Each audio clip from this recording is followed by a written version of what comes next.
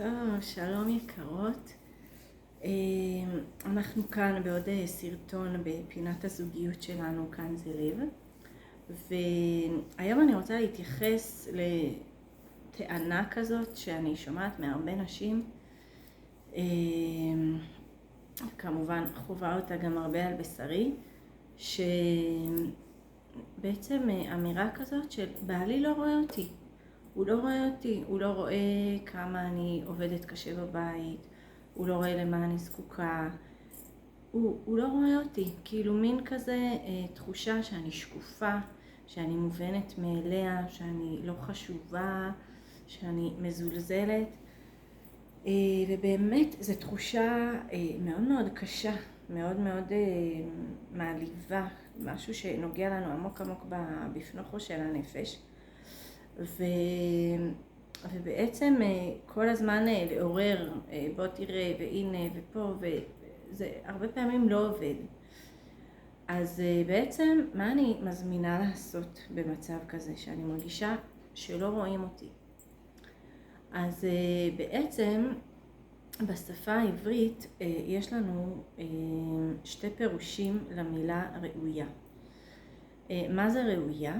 ראויה זה שראו אותה, זה כמו בנויה שבנו אותה, זה כמו עשויה שעשו אותה, ובעצם ראויה זה שראו אותה.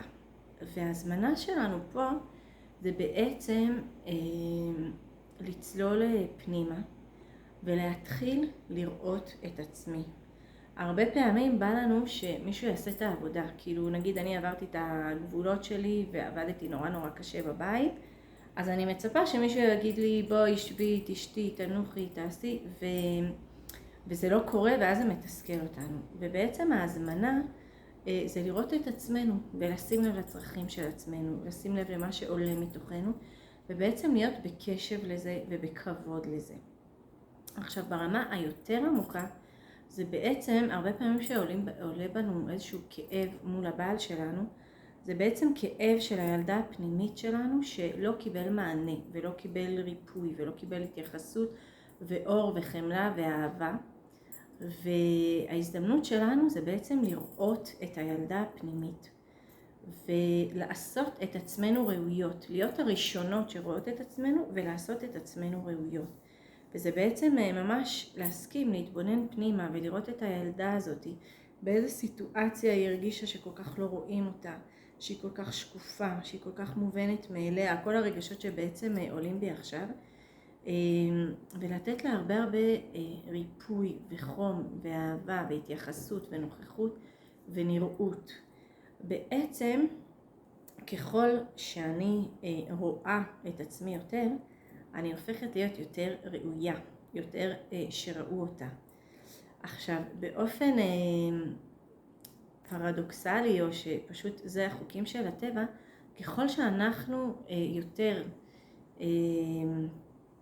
בעצם רואות את עצמנו, זה בעצם פותח את העיניים גם לסביבה לראות אותנו. זה כאילו הפוך על הפוך, אבל ככה זה עובד. וככל שאנחנו יותר רואות את עצמנו, יותר מכבדות את הצרכים שלנו, יותר קשובות לקצב שלנו, יותר רואות את הרגשות שלנו, יותר מקשיבות לקול הפנימי שלנו, ובעצם הופכות את עצמנו לראויות, לכאלה שראו אותם, אז בעצם גם הסביבה נותנת בדיוק את אותו יחס, ואז אנחנו מרוויחות כפול. אנחנו גם מאוד מאוד עם עצמנו, וגם מקבלות מהסביבה, וזה היכולת המדהימה שלנו כנשים, למגנט אלינו את הדבר הזה, ולא להכריח את המציאות, או לנסות להשיג אותה בכוח, באמת מתוך עבודה פנימית והתפתחות אישית מאוד מאוד עמוקה. עכשיו, המילה ראויה, זה בעצם גם שתי מילים, זה ראויה. תראו את הקדוש ברוך הוא. וברגע שאני מתחזקת בידיעה ובעובדה שאני בת של מלך, אז אני מתחברת רגע למהות הזאת ולתודעה הזאת, ואני שואלת את עצמי, מה הקדוש ברוך הוא רוצה בשבילי? אם אני הבת שלו, אז מה הוא רוצה בשבילי? הוא רוצה שאני אהיה שמחה, הוא רוצה שיהיה לי בית מדהים בדיוק לפי הצרכים שלי, הוא רוצה שאני אחווה את עצמי כאימא מהממת, הוא רוצה שאני אקבל אהבה מהבעל שלי. בעצם אני מתחברת לקדוש ברוך הוא,